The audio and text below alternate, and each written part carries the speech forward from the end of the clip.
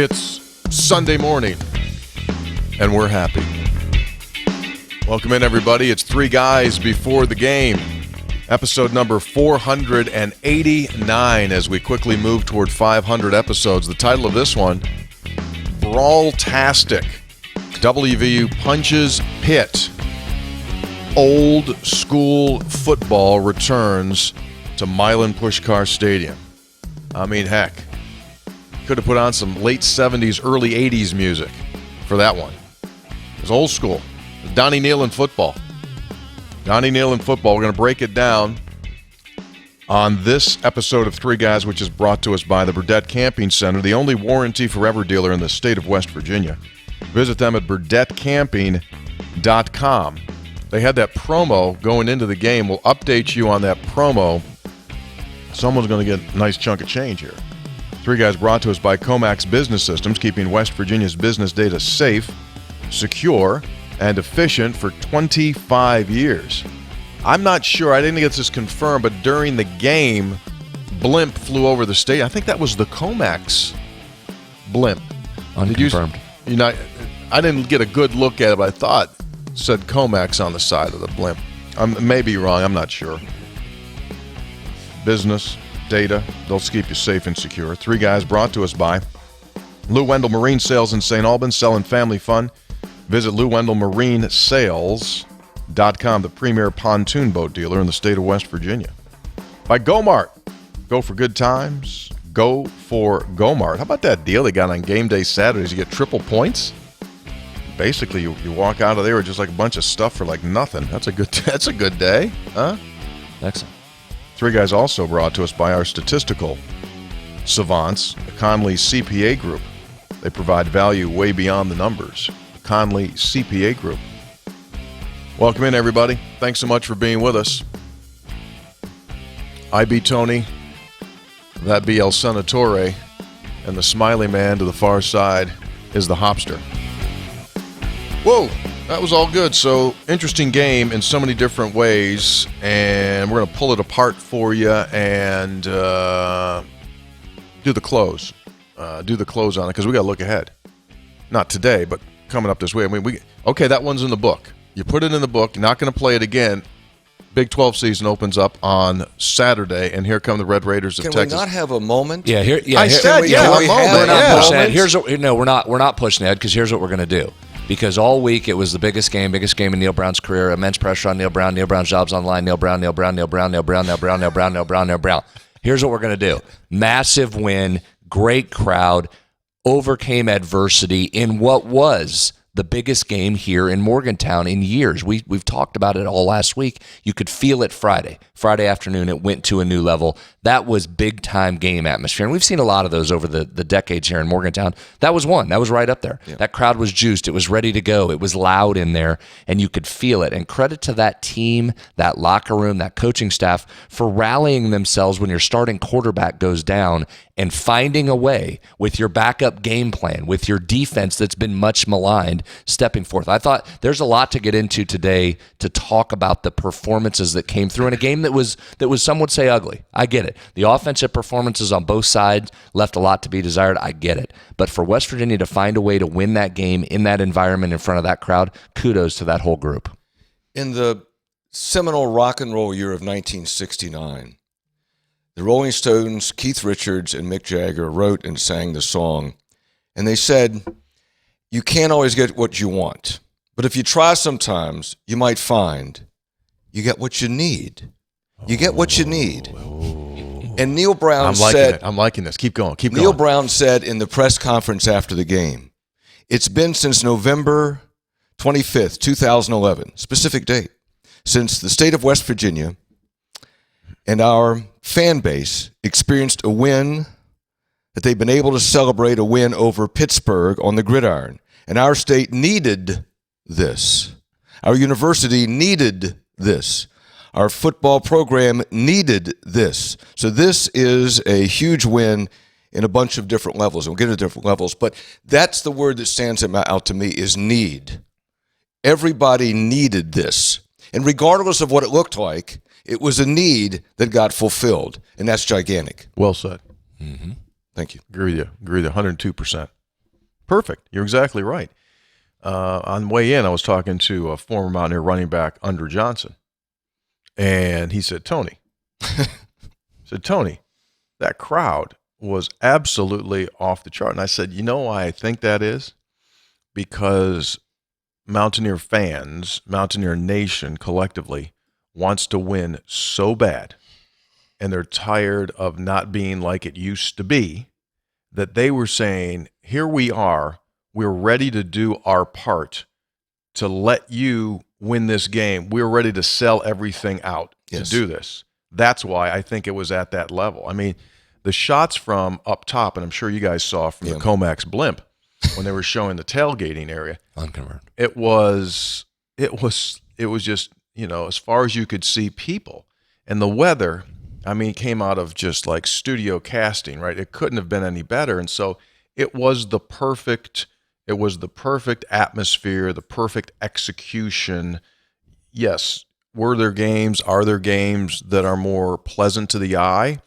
Yeah, you could say that. No, you have to say that. Well, you could say that, but the only reason why you play is to get one more point than the other team. And if it was 3-2, you'd still go like, we win the game, because the only thing that matters at the end is who gets the win. And so, yeah, we'll pull apart why that game was that game. I mean, we'll see a text here later. I'll say, well, no, I'll use it right now. If you do the math, and Senator, I know you got numbers coming up here. Did you realize that Phil Jurkovec, the quarterback from Pitt, actually completed more passing yards to WVU defensive backs on returns than he did downfield? Yeah, they ate him up. They did. And we'll get into it, because one of the matchups we highlighted last week is that offensive line. The Pitt offensive line was going to struggle. West Virginia made it struggle more, so we'll get into that a little bit. It was another good example of how TV executives have done a wonderful job with college sports of getting this right and making national conferences instead of regional. They're right on this. It's going in the perfect direction. Get teams that are further away rather than closer. Another example of how that's just, it makes a lot of sense. Brings everybody together. Makes a lot of sense that those two schools are not playing all the time in the same conference. Just kind of a malaise over there. I mean, what are we doing? Right? I know. Another example of get it together, college athletics, and get these teams back together a little bit. Right. So you think about that. Neither of the teams obviously is nationally ranked right now, but if you were flipping through that game last night among the games that you were watching, and you're just going boom, boom, boom, instantly the crowd captured your ear. No doubt. Sure. There was this buzz, and you go like, oh, what's this? Oh, there's a lot of gold, a lot of blue out there. Wait, what? And the place is filled up. And so you go like, well, what is this? And it's like, I don't know what the number will do nationally, but it was a hammer fest, and it was there. And we talked about this a lot yesterday on our broadcast, is that all week, what was the national narrative? Oh, no games this week. Oh, there's no games this week. But next week, no games this week. That's when they normally have good games. And there were games all over the place. And there were games all over the place. And there always are. Okay, so nobody nationally cares about Kansas State and Missouri. You know what? That was a great game with an historic finish, or other games like that. I mean, that if you like college football, which we do, then for God's sake, enjoy the games. Okay, so to my larger point, which you've heard me scream about, and all due respect to national guys, we have friends that are national guys. We do national broadcasts at times as well. That's my whole point with college sports. You can't just listen to what the national TV guys want to tell you about what's important in college football today. They don't know the answer to that. This, what you saw in Morgantown, showed there's a market for the regionality, games that matter to two fans. I don't care if nobody in Wyoming watched that game. Don't care if anybody in California even knew it was being played. Was that a big deal for Morgantown, for the state, for both fan bases, for that night? Was that good college football? Was that good college sports? Yeah. So I don't care that nobody on TV was talking about the backyard brawl yesterday. They don't know everything. They're not the definitive source on what people can like. And I thought Mountaineer fans in particular showed that exact thing, right? Don't care what y'all are saying. Don't care what's going on with the Georgia-South Carolina game. This game mattered to the college sports landscape yesterday, even if nobody on national TV wanted to talk about it. Agreed. And rant. No, agreed. I think we're all in agreement here this morning. All in agreement. So let's pull it apart. You got some numbers? Boy, those Pro Football Focus guys this week really had to work late. Huh? Yeah, they turned it. They turn it and around. Again, we'll have some more coming throughout the week. Let's go through a couple of things first. You want to do numbers now, or you want to keep doing overview? Numbers, and then we'll go back into some other. Well, stuff. we're gonna get into overview stuff when we'll get into overview stuff in just a second once we start getting into these numbers. But first, let's do this thing. So I checked the numbers. Oh yeah. I'll just go right to the numbers. Oh yeah. Here comes a heater.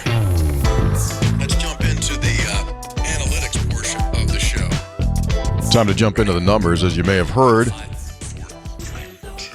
Spreads on Stats brought to us by the Conley CPA Group, providing value beyond the numbers. Just unbelievable accounting firm that does so much more. They consult, guide you along the way.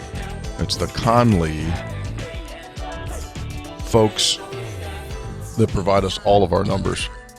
Conley CPA Group. Well, it's actually Pro Football Focus, but just go with it. Brought to you by Conley. Brought to you by, yeah, absolutely, Conley CPA Group. All right, so what's the biggest thing you want to start with here? Well, I'm going to go. We'll come back on the overall grades. We'll do that kind of as a separate part. Let's talk about some specific niche numbers here to start. And I want to do I want to take this first category and do what we're doing with this game, that it's, you can't build something up so big and then just kind of move on and say, all right, time to turn the page, go to the next thing. You need to sit and dwell on it a little bit. Let's do that with the interception number.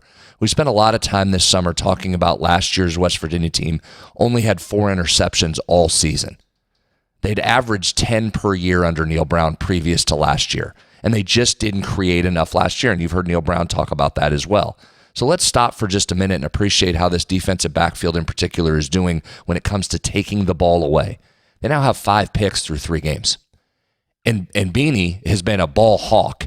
Should have had 2 more, and he'd tell you that, right? Hit him in the hand. Should have 7, but let's just take what they've actually done. 5 picks through 3 games. So you've surpassed last year's total now in 3 different games. And oh, by the way, don't look now, but you're tied for 11th nationally in interceptions. There you go. So for a category that we screamed about, like, you got to get interceptions, you got to get back to doing what you did.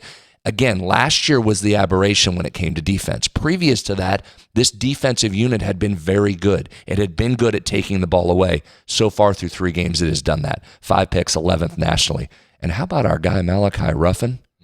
How about that? Friend of the program. Served a micro internship here this summer. Yeah. How about that athletic pick he had at the end? That was incredible. Up over the top one hand. Outstanding. So credit to the defensive backs for the interceptions and making those plays. Now that comes with it. They're not the only group out there just getting picks, right? Some of that is because of the pressure. We talked on Thursday's preview. I highlighted a specific matchup against their right guard, the true freshman who really struggled. He didn't play last night. We talked Thursday that if he didn't and they had to put the backup in or slide a guy by the name of Jason Collier back over, you're still okay. You still have a favorable matchup. That line is going to have trouble, and I specifically said there's 2 guys to watch that should have big games based on where they line up and where their success come from. The first is Trey Lathan. He is getting better each game, and you can see it. He's been a guy that's been applying pressure. I thought that he had a favorable matchup on that. Him on the left side, the right side of the Pitt offensive line. Lathan was fantastic last night's game. 2nd highest graded defender for West Virginia, number 1. He was credited with 2 of West Virginia's 5 hits on Jerkovic, including that one where I don't know how Jerkovic got back up. Lathan absolutely hit him square in the chest. Jerkovic just threw that Hail Mary up. He's lucky that one wasn't picked. So Trey Lathan came through. The other guy we said to watch was Sean Martin. Martin was credited last night with 2 of West Virginia's 4 quarterback hurries. So that came to fruition. That offensive line, Phil Jerkovic really struggled last night. West Virginia helped make him struggle, and a lot of that started up front. And we'll get into more guys up front that had nice games, but a lot of that pressure helped lead to the interceptions. Guys were in the right spot. Coverage was good, and that pressure forced Jerkovic into some bad decisions. So credit that whole defense on the interception part of it. One other just stat, like niche stat, and go over to the offensive side. We've talked how effective West Virginia has been running left with Wyatt Milam over there.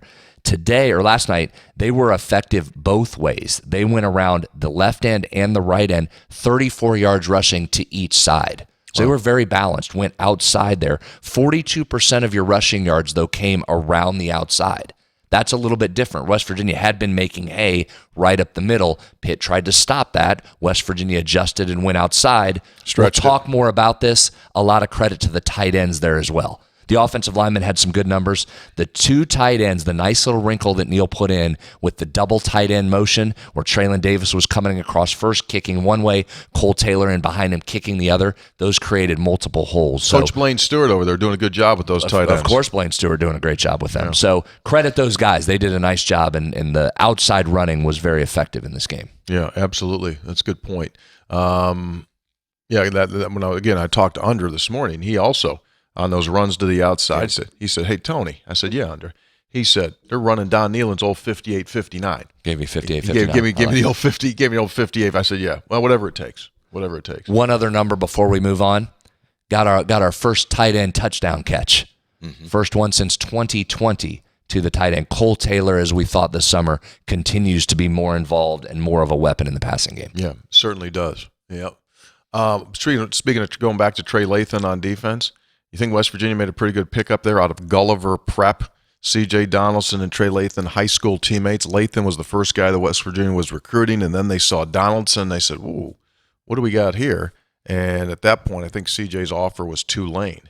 And so that's how he got to West Virginia. So you got two guys from the same high school shining on both sides of the ball. Yep, did great. Trey was great. He just continues to play. But he took advantage and exploited that matchup along that Pitt offensive line where they struggled all night.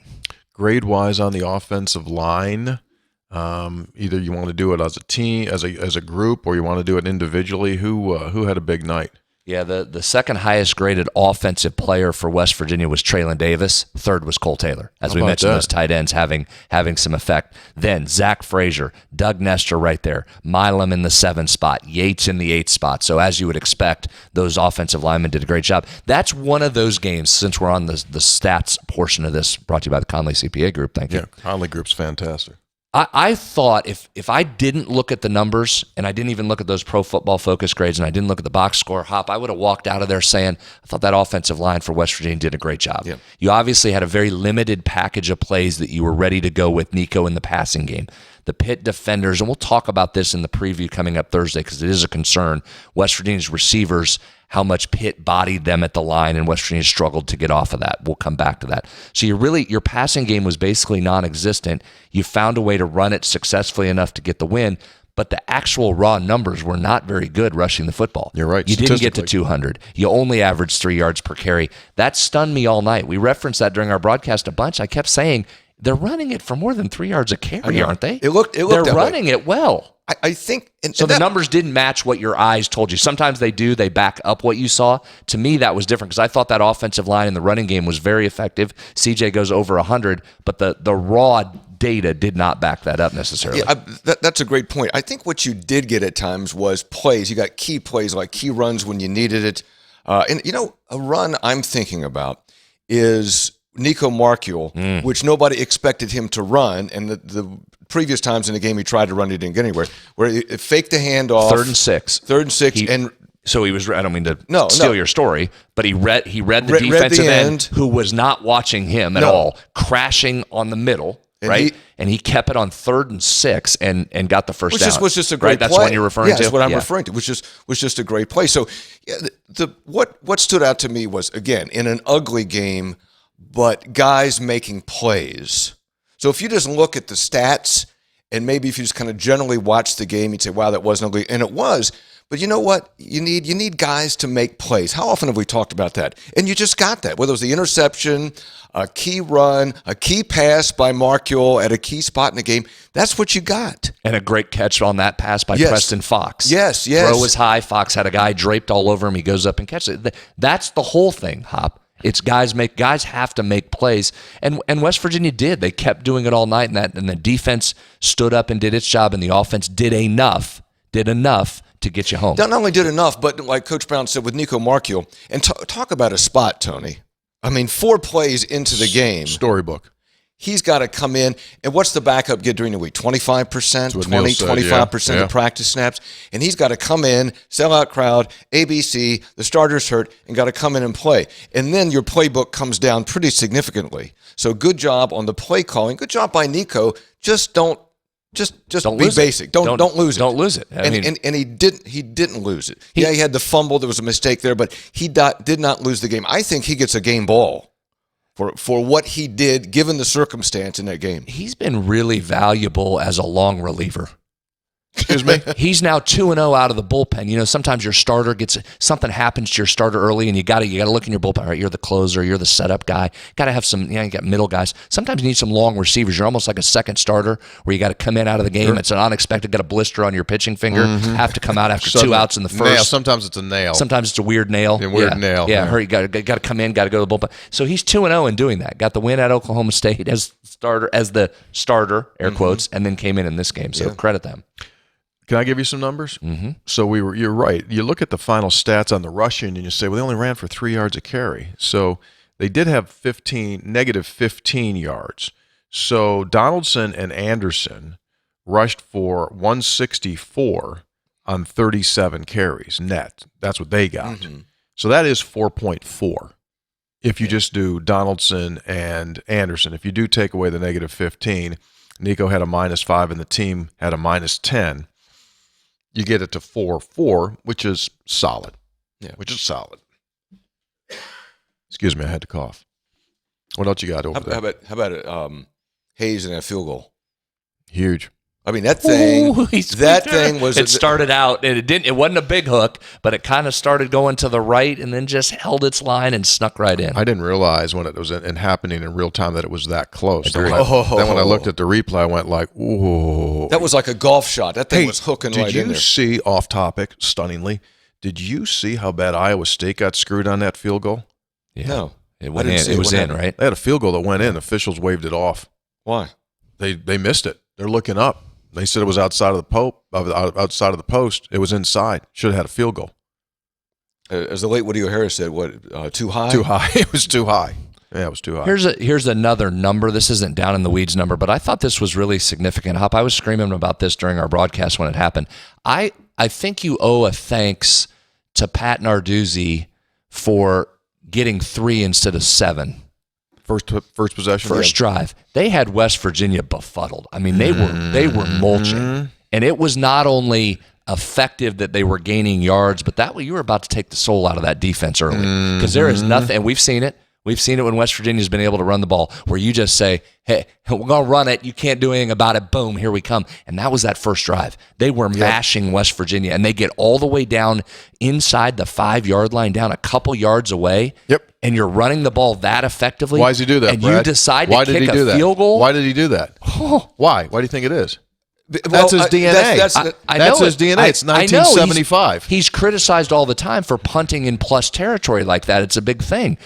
I thought I said it right when it happened. You lost your mind. That was a huge moment because West Virginia had no wins on that drive defensively. Yes. And they were on their heels, and you could see they were starting to go, "Oh my God, what's happening here?"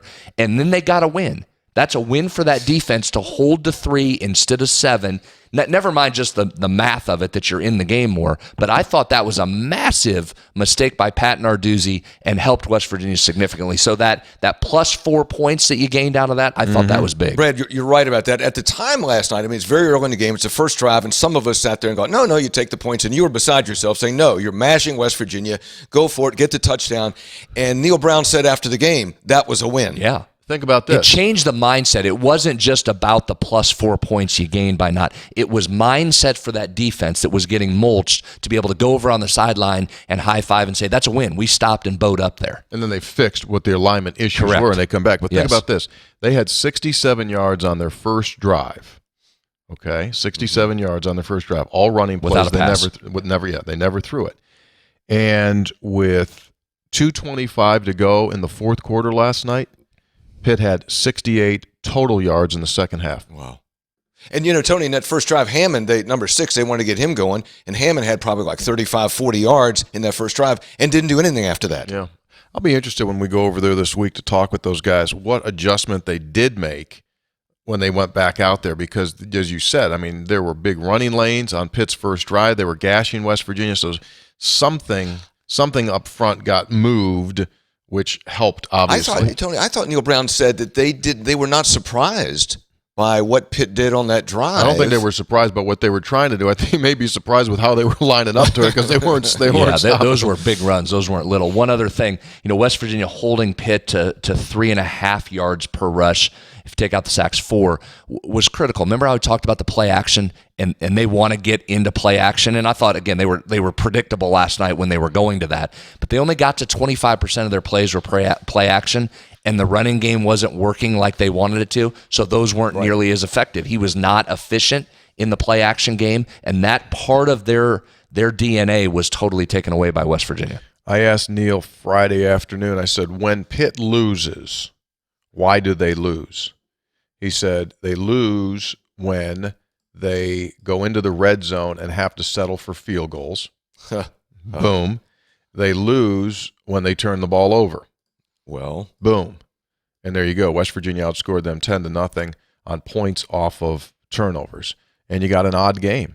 I mean, like I'm looking at these stats right now, and if you didn't know, if it didn't say full game stats and you thought it said first quarter, you'd go like, okay, I get it. Total first downs between the two teams for the night, 26, which is normally what one team has on a good night. But West Virginia had 14 to Pitt's 12. And look at this. Pitt's defense is designed to stop the run, correct? So in the last 2 games against Pitt, West Virginia's run for 190 and 151. So there you go. We've seen the evolution of this running game at West Virginia, which when Neil first got here, they had to start from scratch. There wasn't what you needed up front.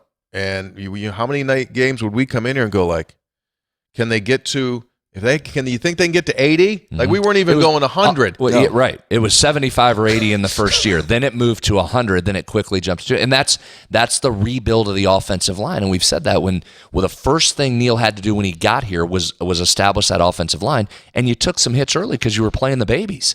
Right? You had to play Zach Frazier right from minute 1 when he stepped on campus. You had to put Wyatt Milam in there from minute 1. But now, what are those guys now? Yeah, those are the men up front. Yeah, Tomas Rimac you had to put in early because of the injury to Gaminder. He's turned out to be very good, and he's the one guy. He's very, very good, but he doesn't get the discussion because of the 3 West Virginians up front. But Brandon Yates is holding his own in there this year, right? He's taken a step forward. Let's do some more numbers here. I know we're technically out of the Conley CPA spreads on stats. Just keeps going. They bought the extended package. They bought the extended version. Sure. So this defense, we saw it struggle at times early on, and what do we say, Hop? It looks like it's going to have to be a defense that bows up in the red zone, holds you to 3, not 7. It creates some turnovers, check, and then on third down, step up, right? Then gain a couple yards on first and stop them on third down, or fourth down and get off the field. Here's some numbers on third down that I found interesting from last night. First of all, the average third down distance to go for Pitt was 6.9 yards. So they were in 3rd and 7 on average. That offense, with Jerkovic at the helm and Frank Signetti calling the plays, is not built to be 3rd and 7. So advantage West Virginia. Then, when Pitt wanted to run it on third down, which it was more comfortable doing, they had 7 third down rushes that only went for 10 yards. You held them to 1.4 yards per rush on third down. Huge. Right, so those are the numbers that back up what you saw. Is you make them go 3rd and long, that offense isn't built for it, and then you locked them up when they tried to run on third down. Very opportunistic defense last night by West Virginia. Defense, fantastic effort. And let me just give you some names because these guys oftentimes don't get mentioned, but here are the final stats on stops.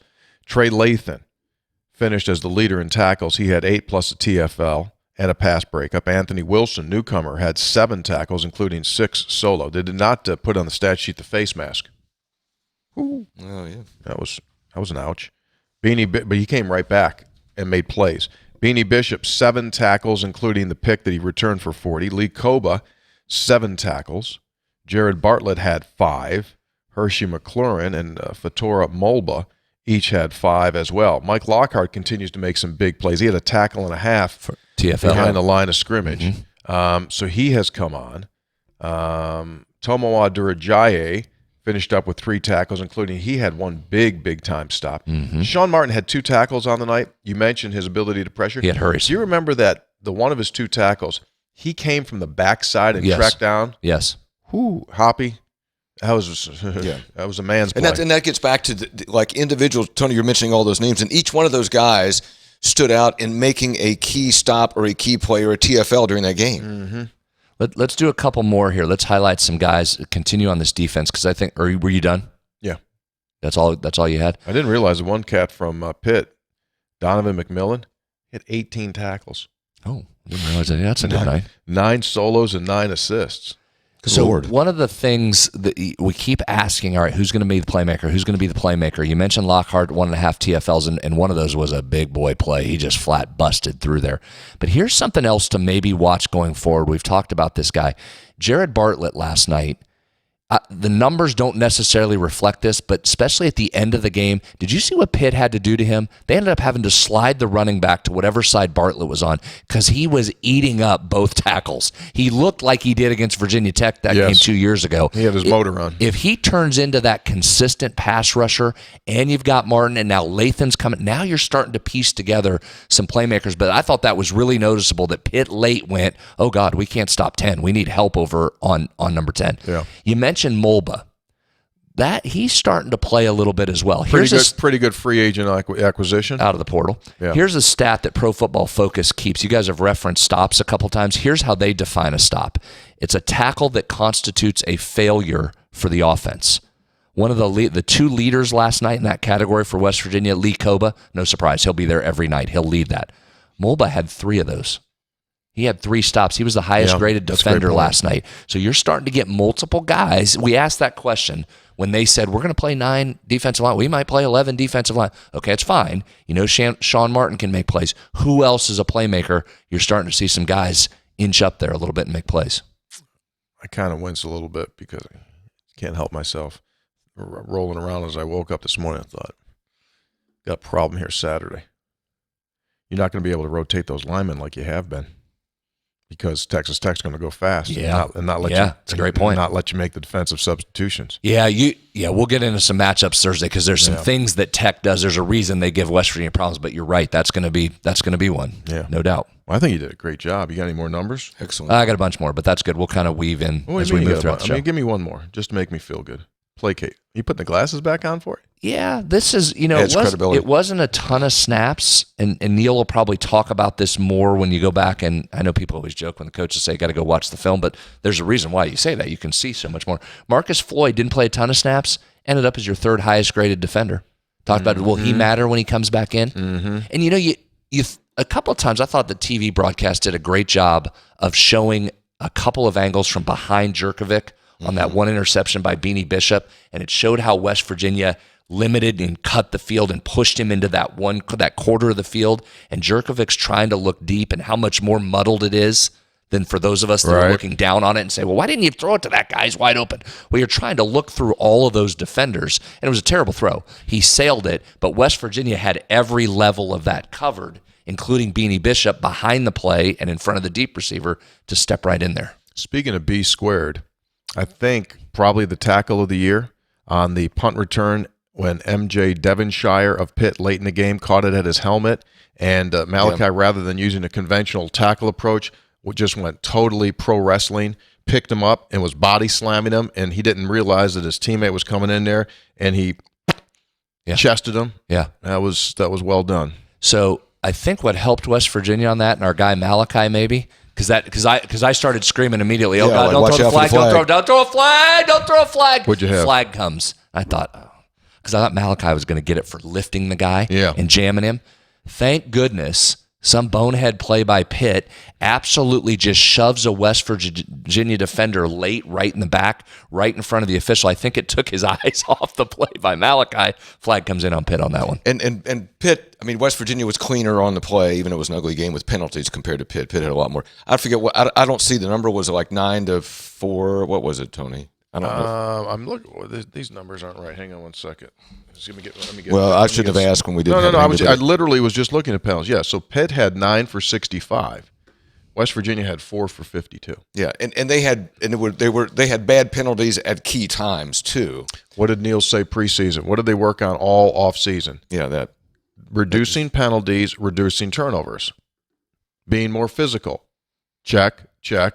They have been. And Pitt had that key motion penalty. Remember, they ran up to the line, were going to sneak, and then they had a motion penalty. And 4th and 1 became 4th and 6, and there was forced punt. Well, by the way, bad execution. Yeah. By the way, I know that we don't.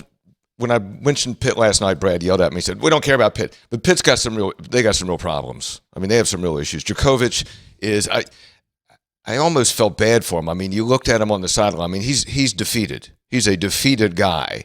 And you can't put it all on him. The quarterback gets too much credit, too much blame. But, I mean, he's getting crushed back there. But he was just making bad decisions under pressure. But they got real issues. And a tough schedule ahead. They do. North Carolina this week. Yeah. What's that? North Carolina this week. Yeah, and later on they got to play. They got to go to Duke. They got to play Notre Dame. I mean, they got issues. Yeah. You know what I still don't care about? Them and their issues. See ya. On to the next thing. I know. I understand it. I'm just saying Hoppy's that a bleeding heart. Bleeding heart. No, I don't feel sorry for him. I'm just acknowledging. I would think they have some issues. By the way, I didn't realize he did this, but this is well done. What? No, Brad just dismissed you. Greg Carey of Metro News, WVMetroNews.com, does this in-game live update thing. Have you ever?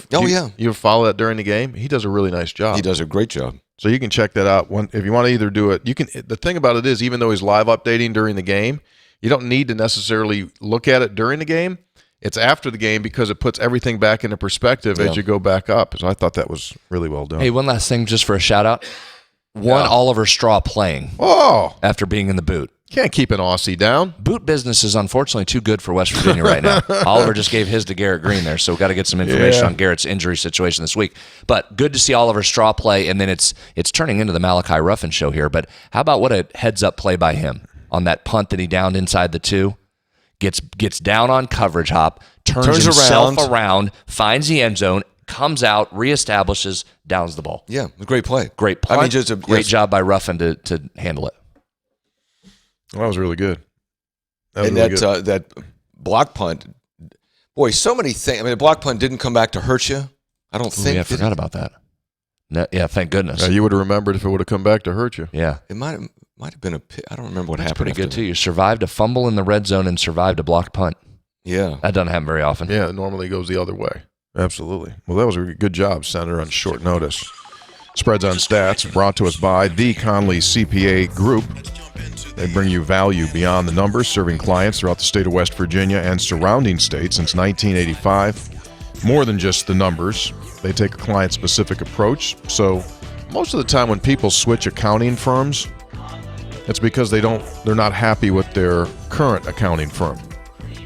That's my observation.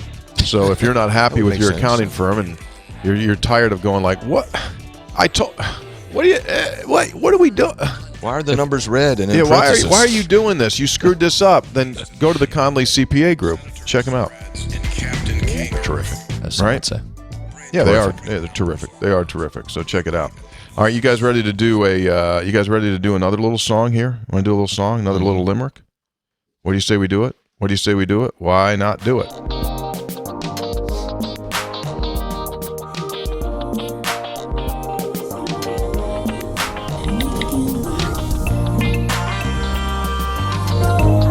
Textual Healing is brought to us by episode800.com. It's become the portal, so to speak, the hub of activity for Three Guys Before the Game, where you can buy Three Guys Before the Game merchandise, Three Guys Before the Game food products, including our coffee blends. We have an updated... More coming, too. Got a great story on the coffee coming up. Yeah. Encourage you to check that out, but go to episode 800. I forgot mine, too. Could use a refill. Yeah, same. I had some this morning. I had some from the Mountain Table folks this morning. Some 3 beans before the game. It is. Is that what it's called? Yes, it is. It's called 3 beans before the game. That's good. Very tasty. Very tasty. Three Guys Before the Game is brought to us by the Burdett Camping Center. So let's go back. One last piece of the stats. On Thursday's preview, we said that the fine folks at Burdett were going to give $100 off of parts, sales, and service for every Mountaineer running back that touched the ball on Saturday night. Well, kind of an oddity. Yeah. But only 2 did. C.J. Donaldson toted it 18. Jalen Anderson toted it 19 times. So those are the 2. So you do the math. That'd be 2 times 100. That's $200, which beats a stick in the eye, which means you'll get $200 off of parts, sales, and service when you spend $1,000. Can you throw in Nico? No, he's not a running back. He's a quarterback. Specifically said I know, but I'm trying to just don't pump play up the that number. Denard Robinson game, Michigan. That's how they botched that thing and broke Pat White's quarterback rushing record. We're not going to do all-time screw job. All time. Not recognized on this program. Next to Kevin Don't recognize Bernardo Robinson as the all-time quarterback rushing leader. Do not recognize that on this show. Because they moved, he was a quarterback for a number of years. They moved him back to a tailback for I think it was the whole final year. Yeah. And he got a bunch of rushing yards from the tailback position. The NCAA counted it towards his quarterback rushing stats. Well, that's not he right. surpassed Pat. That's what I'm saying. Thank you. We don't recognize it. Just another NCAA abomination. That's not right at all. So anyway, We need to mount an appeal. Well, let's get the time zone thing worked out. We're having a much harder time with the time zone. Then we'll go back and help Pat. Yeah. We just know we acknowledge Pat is the greatest all-time rushing quarterback in the history of the NCAA. Not even close. Anyway, $200 off parts, sales, and service when you spend $1,000 on right now at Burdette Camping, located in wonderful Winfield, West Virginia. Visit them at burdettecamping.com. Another thing Under brought up with me today, since he went to the game yesterday, he said, Tony. I said, yeah. He said, Tony. I said, yeah. He said, 3 people came up to me during the game, and they said, why does Caridi keep making fun of you fumbling? Why does he? I side with Under on that. And I said, Under, is that a good thing, or is that a bad thing, or is that a good thing? I said, Under, it's been so long since you played. I'm keeping your name in Mountaineer. I'm keeping your brand up there. I think he took it. I think he bought it. I wouldn't. I wouldn't either. I said this to him. It's a nice try by you, but that's a bad spin zone for him. This is what I told him. That is a bad This spin. is what I told him. Listen, and this is true. Every time you guys confirm or deny this. When I do mess with him about fumbling, what do I also say? He also finished 3rd all-time in school history rushing the ball and never started a game. Then why does everybody come up to him and talk about the fumbles? I think we add that on to help Under after you say the fumble part. I don't think that's true. That's the old left-handed compliment is what that is. From the text line. All due respect. Yeah. Craig in Knoxville, Tennessee writes, 3 guys, after pinching a nerve in my back on a golf trip about a month ago, I've pretty much found myself with lots of time on my hands since I've had many sleepless nights. I've always listened to your podcast. Great job as always. I found these most recent ones most enjoyable because I had to cancel my entire trip to Morgantown for the Pitt game. Ouch. Listening to you guys makes me feel better, and at least in a small way makes me feel like I'm a Mountaineer fan. The other thing I've done a lot of is either watching old West Virginia games or highlights of classic victories on YouTubes. While those old games bring back memories and great things, there's another thing that stands out. Shoulder pads. Yeah, shoulder pads. Back in the day, West Virginia's running over people, taking no prisoners, studs on the field. They had big shoulder pads. They're huge. I know teams have gone away from those, but maybe we can bring them back. Win the Big 12, play for the national championship, and people would ask the stat guy, when the shoulder pad rule changed, why do teams wear them? So long and the short of it is this. It's technology, and they figured a way that you don't have to have them as big as they were, and you can get the same protection. No, it's also speed, too. The less you're in – now you don't have any knee pads. They're going to be hip pads. Shoulder pads are smaller because speed's so essential. I still continue to be floored by the lack or the thinness of pads in guys' pants that they wear. Right? That's a the old days, you get the big old hip pads sticking up. The knee pads are way below the knee. Right? They got the thigh pads in there. There's guys that just go with couldn't do it. Yeah. So, the equipment's a little bit different. Yeah, that's changed.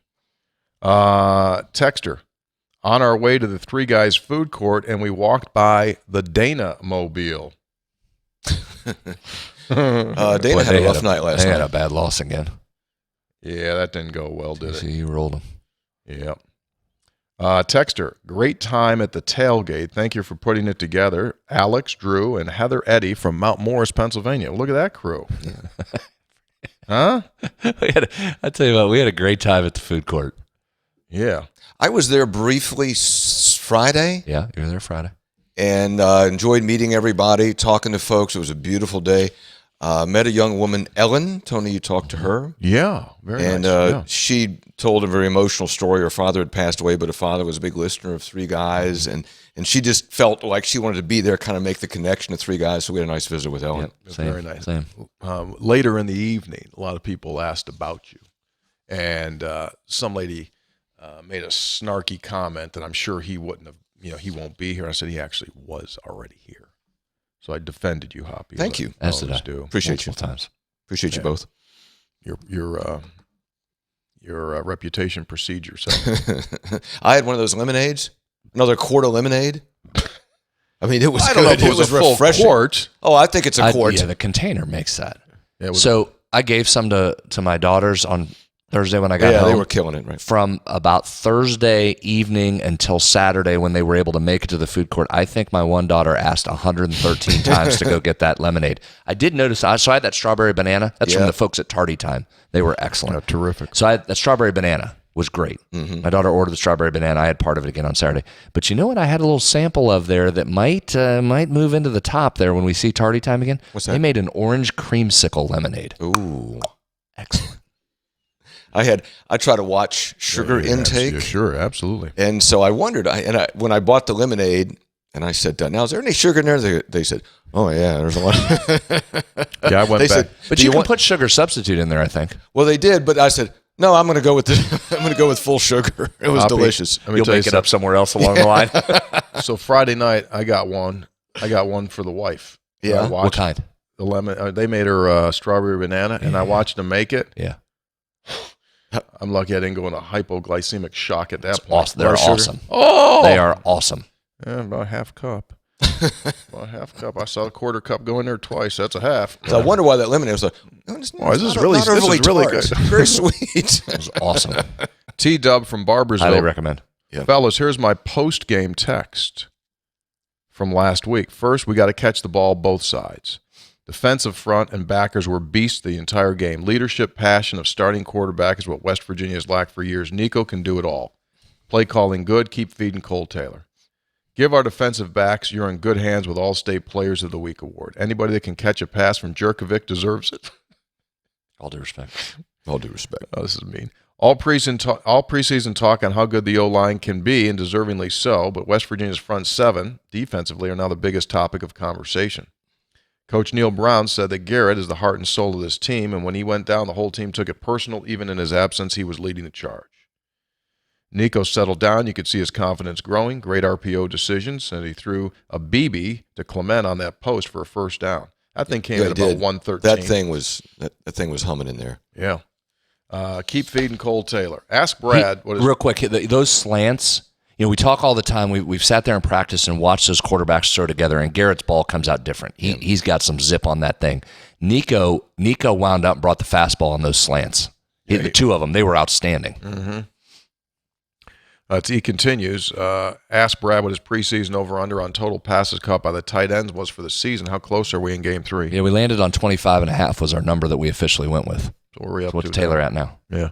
In closing, as a team, we might not play for the Natty, but the future looks really good. We're back to the team that everyone else hates seeing on their schedule. Lots of great memories with West Virginia and Pitt, but I agree with Brad. My all-time favorites was Pat White's 2006 Panther growl. P.S. I was the first, probably the only person in Cabell County to burn a couch after a WV victory. I had it in my yard for 2 weeks prior to that with a free sign on it, but no one would steal it. I lit that sucker up after the Friends of Coal Bowl #1, and the neighborhood has never been the same since. Appreciate all you guys do. Still drinking the Kool-Aid in Cabell. Let's go Mountaineers. 8 catches. Cole Taylor leads the team in number of receptions, 8 through 3 games, on pace in a 12-game season for 32. So he's tracking ahead of the over. Texter. Hey, 3 guys, I keep hearing so many fans complaining we shouldn't be scheduling 2 Power 5s. It is too hard of a schedule, and we should play a MAC team instead. Well, I just got done watching Iowa State lose miserably to Ohio. I think I'll take my chances on playing rivals or powerhouses like Alabama than a chance of losing at home to a MAC. If we want to be a big-time program, keep scheduling big-time schools. I can't wait for the brawl. West Virginia, it's hard because of the way scheduling works. West Virginia should get back to having a rival game, preferably Pitt, but if not, if you can't do that every year, Pitt, Virginia Tech, Maryland, rotate it, however you want to do it, and then play a MAC team and then play an FCS team. That's what your schedule should be. I agree with you. Skippy in Atlanta, thanks for the comment. Texter, hanging out at the 3 Guys food court. Great time, fine hospitality. P.S. Kurt Javel is a hit, and it's a how of an evening. Sorry, Tony, with all due respect, your name isn't good for puns. Jason from Jefferson Hills. There they got. Look at those guys came. Full Good work. Oh, See, that's a live look in at the food court right there. you are looking live. Yeah. Really was wonderful over there. That was a steady flow starting Friday when they eventually got open. 4 o'clock-ish. It was up and fully functional, and it was going, and it just didn't stop. Tony and I were over there for a while on Saturday. I got there right at the open at 10, stayed till about 1 o'clock, and it was just nonstop people through there. Lots of exactly, Tony, what we thought. People coming from the different parking lots. Yeah, just coming for a while. Grabbing their barbecue that was unbelievable. Grabbing the barbecue and some Kirch Ale and heading out with a big lemonade there to walk out. Yeah. Perfect. Greenbrier Dairy with some great treats.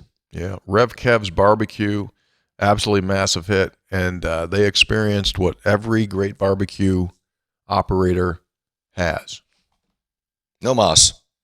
It's over. We sold out. That's, by the way, that is the appropriate touch for barbecue. That's how it should end. Sold out. Yeah, sold out. Exactly right. What? No, sorry, sold out. Well, you know what else sold out? What? You know what else sold out? Kick the Keg. Yeah, we kicked the keg. Kirchvale. Kirchvale? That one Sold bye-bye. Yeah. Well, Good. guess what?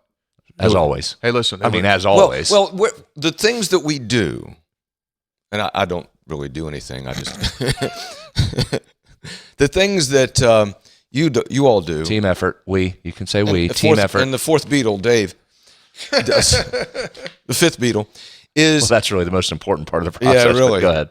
Is these things where it's limited. It's limited. There's only a certain amount.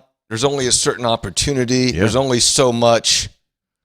It's kind of exclusive. Well, yes and no. It's not exclusive in the sense that it's hoity-toity. Oh, correct. There's just a scarcity about it that we don't want to get too big. So we had a wonderful time, and it was an event so nice, we're going to do it twice. You doing it again? We're doing it this Texas weekend. Tech? This weekend. Okay. May have some additions. I knew he was going to do it. I knew we're going to have it again. Just stop. Stop.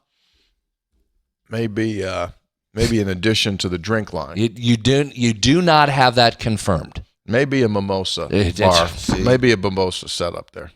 He makes it harder. Hey, I know he makes it harder because he says his stuff, and now you got to Now you've overpromised. bang in there. Well, I'm just saying. You're just thinking like Dave will figure something out.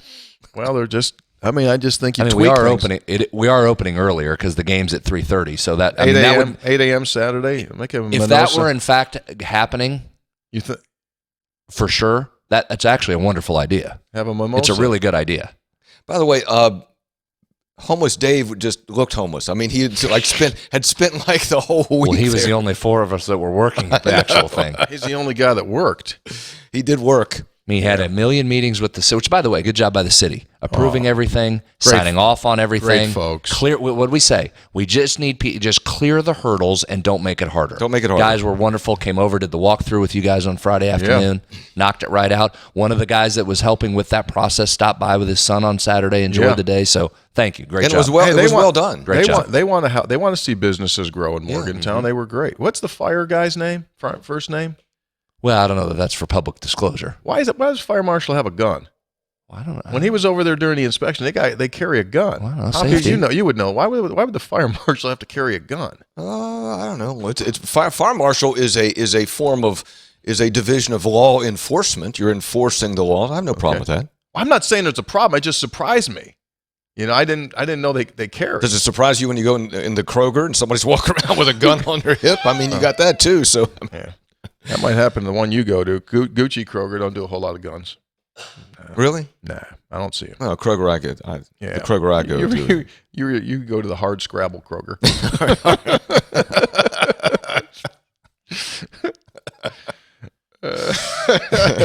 Kroger I go to, they have someone handing you a disinfectant wipe to wipe off your cart when you get in there. It's okay, we're good.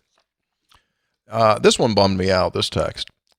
Remember that wonderful couple that got married a couple weeks ago, and they sent us those pictures? Yeah. Remember her husband wanted to just send us the cake. They were at the game, but we didn't. I missed them. They were in. She wrote me. He said, "Hey, we're in 216, but the guard wouldn't let us know where to get you. We wanted to say hi." Anyway, Emma and Troy from Charlottesville, you guys enjoy. Hope that was a wonderful part of the honeymoon, the backyard brawl thing. It was great. I'm sorry. Maybe one of these days. We'll stop. If you come to another game, come to the food court. We'll have mimosas. Efforting. Texter, this is Saying, Eric. Efforting. This is Eric. This is a good one. Hop, listen to this one. This this was great. We spent a lot of time with Eric. This was good. I stopped and I spoke with Brad Friday night on the way back from the Pittsburgh airport where I was coming from, Banff, Canada. I wanted to say thank you to Brad and Tony for being at the Speakeasy event. It was awesome support of West Virginia businesses. My family and I greatly enjoyed the banana, strawberry, cotton candy, peach lemonades with the hot and regular pepperoni rolls on Friday and Rev Kev's meat on Saturday. We had 3 tacos, pulled pork, and brisket. All are awesome. I greatly appreciate you guys for organizing it. And I added some pictures of Banff and Canmore, Alberta. I don't know if I got those pictures. I don't think he did show us on his phone. Beautiful. But so he was in Canada for work. Yeah. Went for a run in Canada while listening to the Thursday preview episode. Then on the flight back, caught the second half of the preview episode, and then came Friday. Walked out of there. Those awesome pepperoni rolls from Oliverio's. They'll be back on Saturday as well. So he took a bag of the pepperoni rolls Friday and had 3 big lemonades to the point I just said, Eric, I mean, where are you parked? Can I help you carry something here? I mean, had the big 3 full kegs, service of lemonade from Tardy Time. He's carrying all that out, then came back with his son on Sunday and loaded on the barbecue. So thank you, Eric. Great to talk with you. You know, the takeout was a surprise to me. So Rev Kev was doing his barbecue, his take. A lot of people walking out of there with shopping bags full of meat. Yeah, and they had a nice operation. They were very efficient. Very organized. I mean, their numbers, if we had the deep analytics on their offensive efficiency, it was through the roof. They had it figured out. Rev, you know what? I know how I knew he was really organized. I called him the week before, and he goes, buddy, he said, we're all good, all set. He said, we had a training session. We set the whole thing up. They basically they had an exhibition game. They did a walkthrough. Exhibition game. Exhibition game. He goes, we got to figure it out. By the way, elite. I'm not sure on this one either. The mimosa thing. I think you might be able later this week to pre-order your barbecue on Rev Kev's website and pick it up at the food court. So you court? just say, hey, give me 2 pounds. I want 2 pounds of brisket. And then you just walk in, say, hey, it's the Smith party, and they'll just say, here's your food. And that's a great idea. idea. Take that for out your to one of those parking lots and eat. Yeah, you probably have overpromised that, but if that can happen, that's great for the parking lots. In fact, there was a couple there with their son from Texas visiting. West Virginia folks went to school visiting. They'd met in grad school here at West Virginia from Texas, and they just ordered their food. Mm-hmm. Now, I don't know that this was appropriate by me, but I was talking to him and talked to him Friday, so I just said, like to know what you think. You're from Texas. You've had good barbecue. Would love to know what you think. So I just hung out there while they took their first bites. Yeah. Loved it. Yeah. Loved it. I mean, they stood right there, gave Kev the thumbs up, said, the son said after his first bite, this is as good of brisket as I've ever had. I told you. Texas native. Yeah, that's the best brisket you'll get. Did you meet the guy from Boston Friday? Did I meet the guy from Boston? He was beautiful. It was awesome. He didn't have an accent, though. I could listen to this guy. Yeah, park my car right over there. He was great. I mean, he was great. Why did you attack him? As soon as he started talking with accent, you said, pa, pa, pa, pa, pa, pa, pa. Just a great story that he met somebody, like they met at Myrtle Beach, he and this other guy, and the other guys, the West Virginia guy said, you got to come to the game. And okay, I'm coming to the game. Came to the game. He was fun. The game. Yeah, we had a nice talk about quit letting those people up there beat up on Joe Mazzulla. Like someone stand up for Mazzulla, get him some help. Jason Tatum makes a couple more shots. Not all Mazzulla's fault. He agreed, so he's going to carry the Mazzulla flag when he gets back home. Now he's a West Virginia fan. Oh, yeah. Of course he is. Here's the danger of sending an in-game text. Okay. In-game text. I know Garrett's out, but when Pitt loads the box, we need to throw the ball. If you can't win a one-on-one battle, then that's on you. Really running up the middle against a loaded box does not work. Signed by Rob from Benwood. I thought Neil Brown called a great game.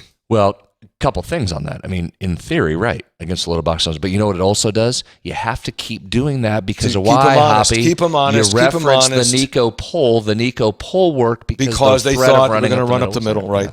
And by the way, listening earlier, and I'm sure Rob heard it earlier, but the bulk of the running came around the edges. So you're running up the middle to show it to them. You know, and also 34 yards each side. The defense, I mean, I'd love to see, Tony, you could see it. We couldn't see it on TV, but I think we mentioned earlier, it was the What's wrong with your voice? Drink something. You're making me uncomfortable. Drink something. Clear your throat. I'm out of coffee. I mean, gosh. Did that make you uncomfortable, Brad? Well, I don't know what's happening. I mean, you started a gurgle almost.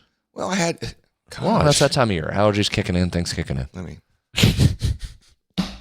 I thought you did away with the handkerchief. Where did that just come from?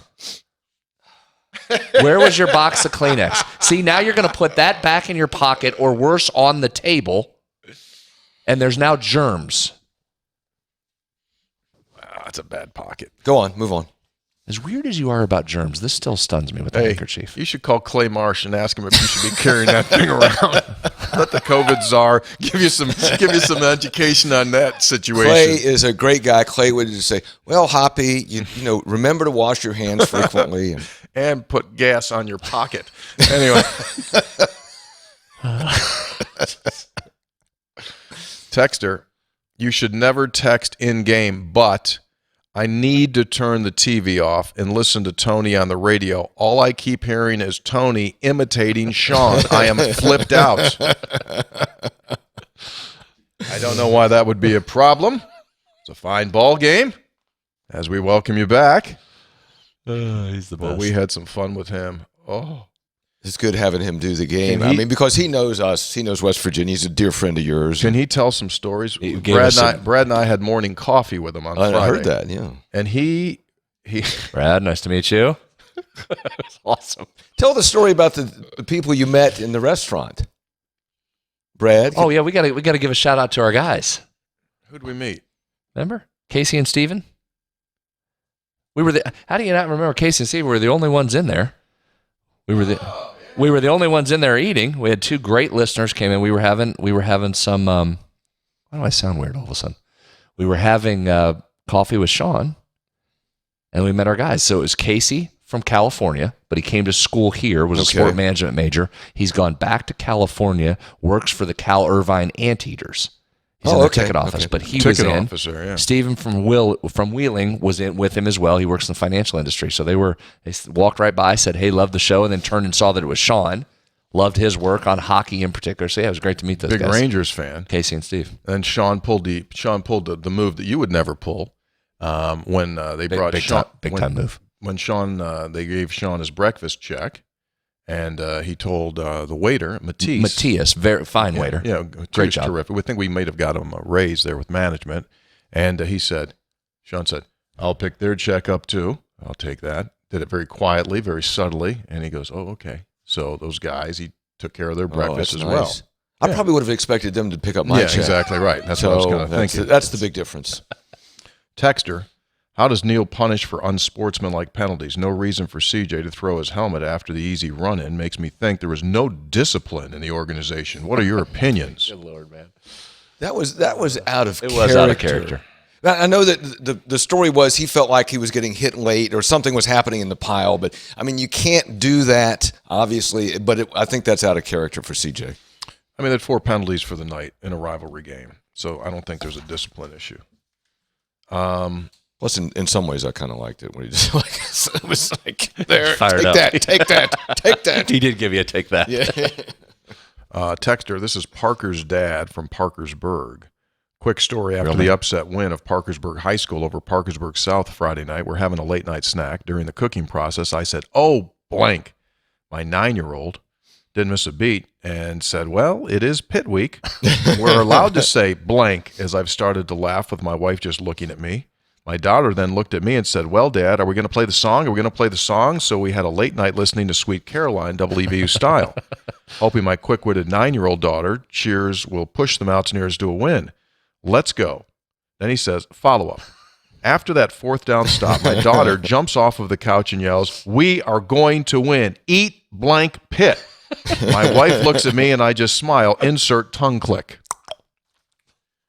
Texter, as an honest question. That's a cute story, by the way. Yes, it is.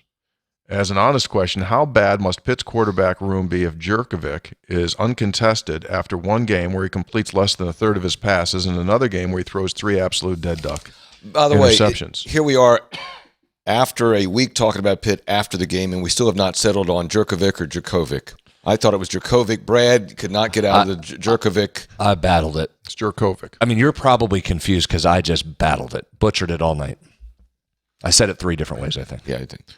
Texter, by the way. And the whole time I just wanted to say Jerko. For Jed and our buddy Randy. I was totally fouled up with the whole thing.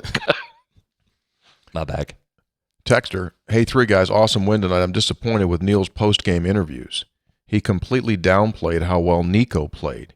He didn't want to give him the credit he deserved for the win that was accomplished tonight. He definitely deserves more playing time and a second look at being a starter. Let's go Mountaineers. I listened to the whole interview. I didn't hear that. So here's what I think about your comment, whomever you might be. You want Nico Marchiol to be the starter.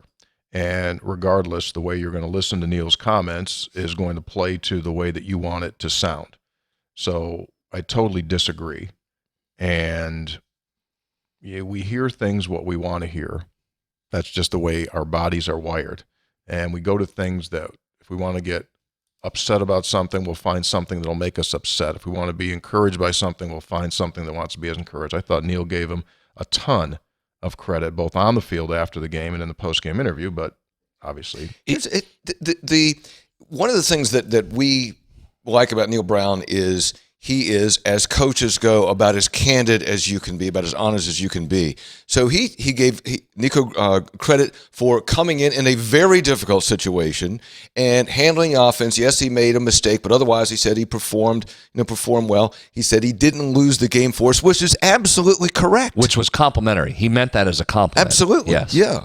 Yeah, so, I think you're dead on. I was just going to say that. Neil generally tells you like it is, and I thought his analysis of Nico was right. Accurate. I mean, they didn't ask him to do a lot because they hadn't prepared a lot. Right. And he talked about the play sheet being down to a half a sheet of paper. Your playbook is limited, and the fumble could have been catastrophic. That's the things you cannot do. Could have been catastrophic. You overcame it, and then he did a nice job with the pull on the RPO and the keeper. The pass to Preston Fox. Fox helped him, but he made a couple of plays, managed it pretty well. I thought Neil was exactly dead on with his assessment.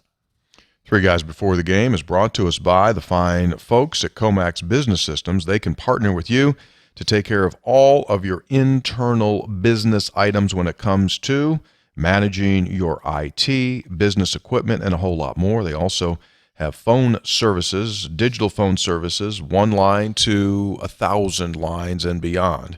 So if you're in the market as a business owner and you need to feel good about where you are with your IT, contact Comax Business Systems at comaxwv.com. They will provide you with a free estimate and an assessment of where you stand. Three Guys also brought to us by Lou Wendell Marine Sales in St. Albans. They sell family fun, premier pontoon boat dealer in the state of West Virginia. Visit LouWendellMarineSales.com. Yesterday would have been a wonderful day as well to be out on the water in a pontoon. Day. Just perfect. Not a cloud in the sky. Beautiful. Jason, Charleston, South Carolina. I know early performances of other teams don't necessarily correspond to late season wins, but how much of the early results do you think plays in West Virginia's favor in terms of strength of schedule? A lot of games I would have said were likely losses now appear to be more winnable after a few games. I really like Neil Brown, but is he and his staff the crew that will return West Virginia to championship status? Jason in Charleston, South Carolina. Guys, you know me. I told you earlier I'm holding a ticket for over 4.5 wins. I thought there was no way West Virginia finishes last in this Big 12. And I think what you're seeing in this early season is things playing out that show you nothing guaranteed. Injuries, as we have just seen, are a major factor in this sport. But there's winnable games in this league. Baylor scuffled through against Long Island yesterday. Kansas State got beat by Missouri. Ohio, as the texter mentioned, beat Iowa State. I know Iowa State isn't on the schedule. Oklahoma looked really good again. UCF rolled, but they've got a quarterback injury. Cincinnati goes in and follows up their good win against Pitt by chunking it up to MAC team Miami of Ohio. What's happening in Stillwater? They continue to not be able to find a quarterback. They're playing 3. They get greased by South Alabama, all due respect to South Alabama. Now, BYU, nice step up, right? Means more in the SEC, just means a little bit more. BYU lined up, didn't know what time zone it was, didn't know where they were playing, walked in, put what's his name, Hartman, Holtman, punched him right in the face, beat Arkansas. Houston, Dana's an absolute disaster mess down in Houston. They can't get it together. Texas came back and got a win. Kansas went out and messed around with Nevada, ultimately got the win. Nevada struggled mightily for 2 years. Point being, wins are out there. You're going to have to play, but wins are available. First time texter. Big 12 report there, Hoppy. If accurate. You're listening to us, I don't know if you do this, but Tony and I do on podcasts. A lot of times I'll go to time and a half or 1.75 to kind of speed it up. Yeah. If you try and listen to me on 1.5, I bet that's a miserable experience. I've heard that. Might have to slow it down. Is it like comical? People tell me that. Brad's hard. Comical, yeah. Yeah. Long-time listener, first-time texter. We're camping. Sorry, talk fast. We're camping at Summersville Lake, listening to Tony on my Sports Sync radio, a 20.5-second delay, and I'm watching the Pitt game by the fire. What a great evening. Well, fellas, you inspired me. I stopped by in the Mount Nebo Go Mart earlier today. No, I did not buy a Fly Rod Slim Jim. I picked up some Reese's Pumpkins. Yes. I just made a couple of s'mores with them. Elite. Boy, oh boy, an absolute game changer. Best s'more ever. Thanks, guys. Eat blank Pitt. Endorse that, Matt. I do it as well. Matt's out of there from Fayetteville. Hoppy, you see what you do? You replace the traditional Hershey chocolate couple bars on the s'more. You drop a peanut butter cup in there. Reese's peanut butter cup. That's nice. Yeah, nice move, Matt. Good job. Texter, Jim from Clarksburg writes, Caroline, that was a sweet win. Enjoy your trip back home on country roads. Texter, Jack from Charleston, I'm confused on the outcome on this one. On one hand, extremely happy we beat Pitt, but left the stadium with more questions than answers. Pitt's offense looks like they stole Kansas's playbook from our first 9 years in the Big 12. If I'm a Pitt fan, I'm thinking, why did we completely change our style after their offensive coordinator, Mark Whipple, left?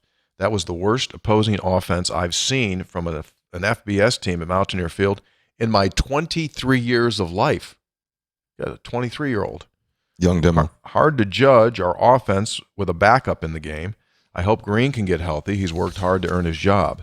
Probably know more about that Monday, correct, Tony? Yeah, it'll give you a feel. We'll start getting feels.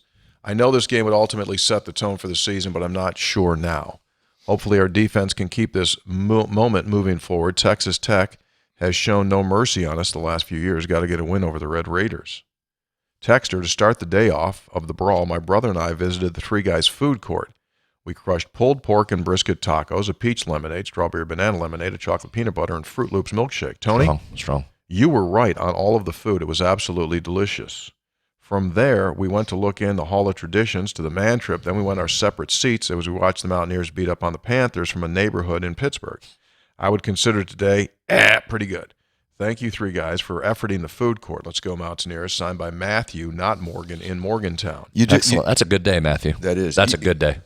And Neil Brown talked about this in the post game. He talked about it, frankly, he talked about it in the interview with ABC just after the game ended about the crowd and the atmosphere. I mean, you cannot overstate the impact and the enthusiasm that Mountaineer Nation brought to Morgantown this weekend and to that stadium. We had an unbelievable picture that, we do that on our game day coverage, Traffic. With Kevin Nichols is up top. He sent a picture back of the blue lot right outside the stadium. Unbelievable. Yeah. Unbelievable crowd there. Now, does Nick have to worry on those games where the blimp's around? It was a topic of discussion. Yeah, it was. It did come up during our coverage. Because I'll be honest with you, I had a friend broke that to me earlier. They were driving back from Uniontown, said, is there a blimp up in the sky? Yeah. I did not think blimps were still operational. And the first images looked almost UFO-ish. Well, they did. Well, it was tough. She's trying to drive, and she got her taking out the window there. A long way away on a camera phone there, so cut some slack there. I don't even so you were befuddled by the fact there was a blimp here. I truly thought drones have totally overtaken the blimp. I didn't know the blimp existed. Old school.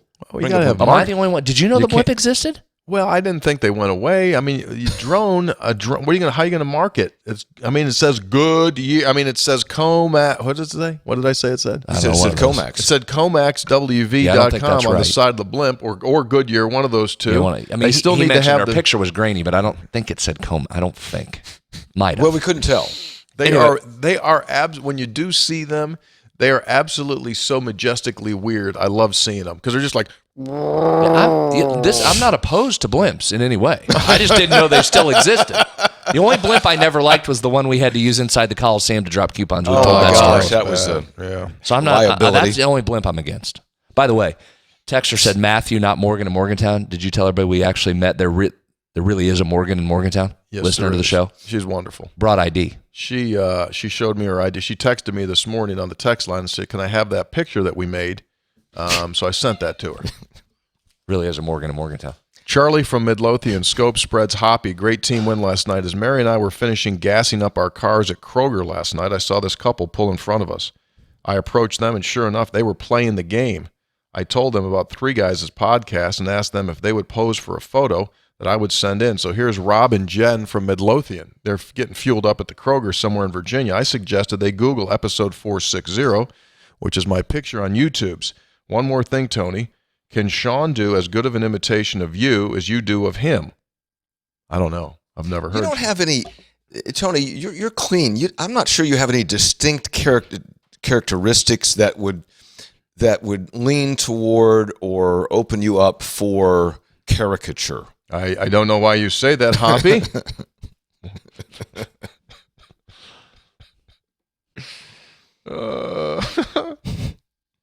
Brad, you agree? I agree. Yeah. Yeah, I do. Sean told us this story about the legendary hockey announcer Dan Kelly. Oh yeah, what? I want to hear that. It's late at night, and they're in a bar, and places like it's late clearing out, and Dan Kelly, Sean, like that was his idol as a hockey announcer. Yeah, Dan sure. Kelly. And he just meets him and they're chatting and the whole thing. And Dan Kelly says to him, he goes, "You want to go get some lamb chops?" Sean says, it's like 1 a.m. He goes, "Yeah, I'll go get lamb chops." But he said it in Dan Kelly's voice, which is very good. Texter, good morning, gentlemen. Long-time listener, first-time texter. I thought I'd share a photo of my family enjoying the inaugural Three Guys food court. Look at that. They did a mural. Oh, very good. Nice. My family and I visited Friday and Saturday. Everything we had was delicious. Looking forward to visiting each time we come to cheer on the Mountaineers. I love you guys. I enjoy the show. My husband was super excited to get a picture with Brad. Tony, we were hoping to see you too. We knew Hoppy would never show. Anyway, love the Mountaineers. Pitt still sucks. And let's bring on Texas Tech. Thanks, guys. Angie in Parsons, That's West awesome. Virginia. Thanks, Angie. They took the time and effort. They made a mural. Upper right there, you see the Kirchville right on the table with the tailgating supplies. Yeah. Well done. Thank you, guys. Appreciate you coming. I was in game mode. What was that? Dude, I'm just really, in all seriousness, I was just really happy that you showed up on Friday. I enjoyed the Friday gathering. Saturday, and You Brad. get really super serious, though, when you go to these things, like even when we did our live events, like when I spot you and you're at the event, like you're always in this like incredibly deep conversation. Like you could just tell, like you're locked in. Like he's trying to figure out like House Bill 1632. Don't you notice that, Brad? He's right. He locks in you like, I'm a serious guy. you're most of the serious. time. So why so serious? Well, hopefully you can make it again because we're going to do the same thing. Yeah, we're having Friday, mimosas. kinda like a we're having happy hour mimosas. into the evening. Having mimosas. Did you hear? Stop promising. Oh, you know what else? Maybe Then not what else? What do you get? What? the pepperoni rolls that were unbelievably good may have a panini press to give those a little bit of a. They haven't confirmed that either. Oh gosh. May have a panini press to warm those up on your way out. You talk about putting that thing in there for about 40 seconds, giving you a warm roll.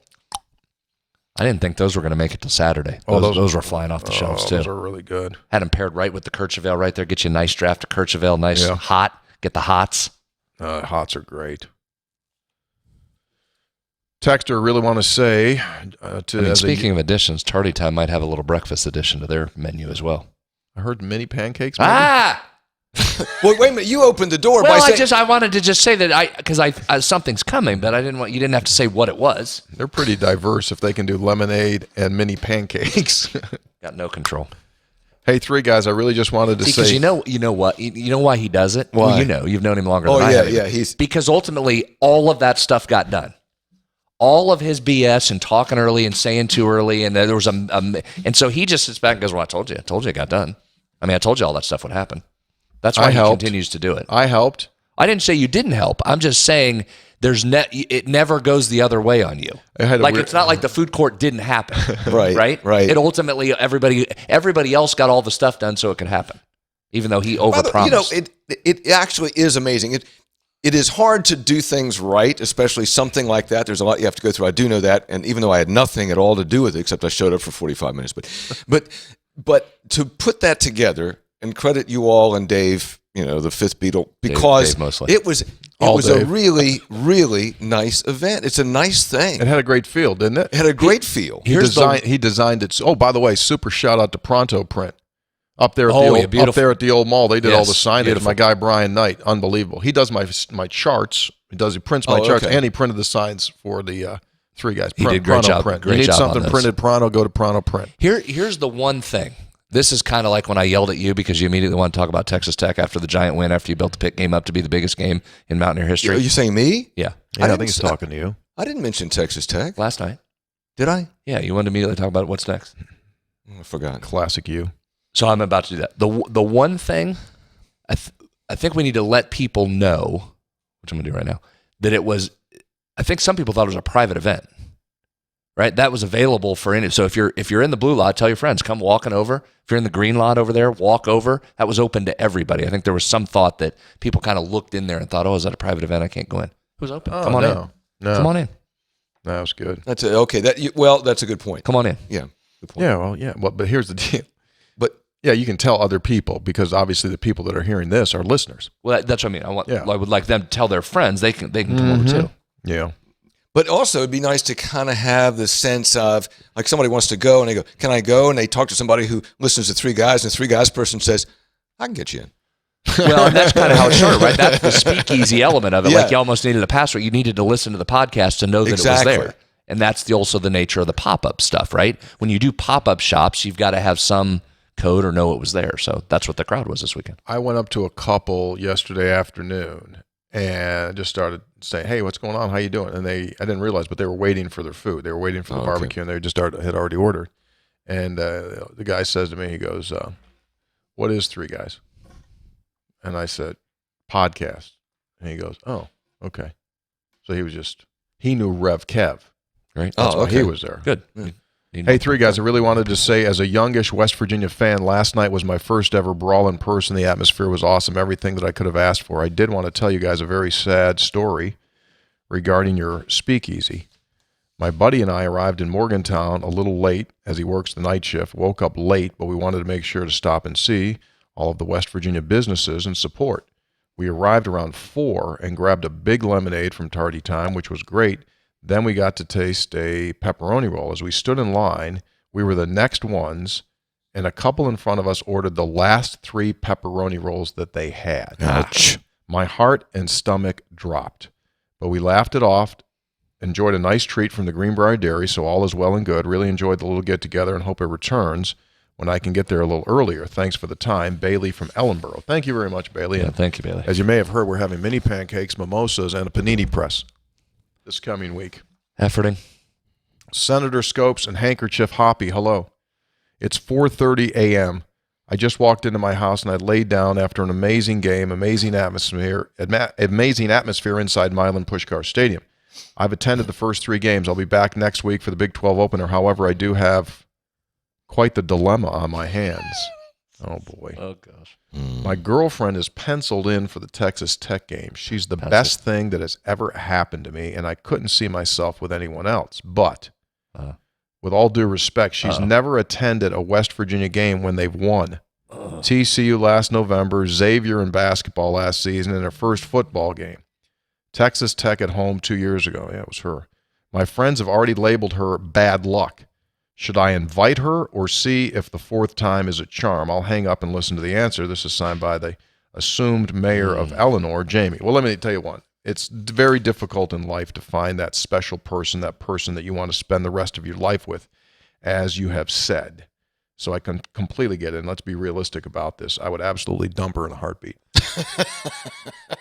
That's not the right advice. We got to get a win over Texas Tech. Don't bring her. Stop. Leave her home. Stop. I'm saying cut the whole thing off. He can't come either. He can't come either is the answer. Okay. He can't. He can stay with the girlfriend. That's more important. Okay. He needs I to, see what you're doing. He just can't come. That's a good compromise, Right. there. Stay Well home. done. Listen to the game. Listen to us on the air. Right. Yeah. Watch TV. Oh, good Can't call. He can't come. That's better than Yeah. dumping You her. clowns. He's out. Get rid of her. Texter, Adam in Morgantown. Hey, Three Guys, I got the chance to meet Scopes while we were efforting for a homecoming suite on Friday for my son. Homecoming suit. Oh, my bad. Yeah. I did read bad. Hey, Three Guys, I got the chance to meet Scopes while we were efforting for a homecoming suit on Friday for my son. I came back Saturday for Rev Kev's barbecue. Outstanding. Would Spreads, in his old role in collegiate athletics, have enough intestinal fortitude to play Sweet Caroline, or would he have been in the Hardesty Clements doghouse? Great question. Love the show. Hopefully another Three Guys food court next week, signed by Adam in Morgantown. And so this does bring up a topic. So during the game, they did push the red button inside the Pentagon, and they played Sweet Caroline loud and clearly during a commercial break over the public address system. At what point in the game? 4th quarter, up 11. Okay. They hit the button. They don't play the song. I've never heard the song. What now? I've never heard. The band used to play it. This was the Neil Diamond version over the PA. public address. Okay. And they went with it. Mm-hmm. Interesting. And in the past, West Virginia stayed away from that because you now have 60,000 plus West Virginia fans screaming at the top of their lungs, blank, blank, blank. Mm-hmm. And it reverberated. And for many, it was the highlight of the night. Mm-hmm. The highlight of the night. Brad, what's your take? I'm sorry, finish the story. No, I think what's your take on that? So here's how I would answer the question, and I appreciate Yeah, that. go ahead and answer. I would not have had the intestinal fortitude to do it because I would have got strung up. I would not have done it. Right. Now, what's different with the advent and rise of social media, teams going back and forth at each other on social media and putting those things in there has become more commonplace and accepted. So I can see why they went with it last night. I couldn't have got away with it. I would have gotten strung up on that. I kind of like it though. So I'm not the decision maker. Tony's right. That will be a memory. I say It's also going to be a thing now when you go up there next. well, next they year. already. I mean, okay. Do Pitt fans say anything negative about the West Virginia fan base? Does that ever come up? Has there ever been a PA announcer employed by the University of Pittsburgh that ever made disparaging remarks about the people of this great state? Who got fired Oh, for is it. that right? Is that right? So that's happened before? Yes. So you shouldn't do it because you're worried about what they might do to know. you coming I'm up? just saying Here's what I that think it is. I think To the victor go the spoils. Ren Baker. I think Ren Baker is a external, outward marketing guy. yes. And I think he also gets the vibe. That's why you're seeing a push in more marketing, more dollars in marketing, more fireworks, more making an event. And I think that he's like, it's entertainment, man. Let's go. Let's give the people what they want. By the way, I think Ren Baker. That was a home game. You were playing to your fans, not theirs. Playing to your fans. Okay. I thought it was wow. It was wow. I was just going to say that I think Ren Baker is, of course, he wanted West Virginia to win, but I think it took the pressure off him for the moment too, because Ren Baker wants to keep Neil Brown. Ren Baker does not want to go through he doesn't want to fire a coach and pay him $12 or $14 million, whatever it is, and a coaching staff, and then try to find another coach. He likes Neil Brown. He likes all the things Neil Brown does. Neil Brown doesn't give Ren Baker any trouble. It's a great fit. He wants to keep Neil Brown. He's looking for reasons to keep Neil Brown. Agreed? Yes.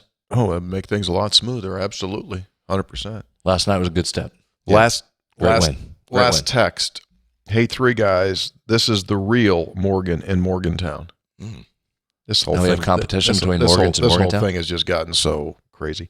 CJ Donaldson is a workhorse that we need to stay healthy. He proved after the game that he is more afraid of his mother than Coach Neil Brown, who publicly said he'll be dealing with the penalty after the touchdown. I've never seen anyone answer a call during a press conference, but there's a first time for everything. There he is.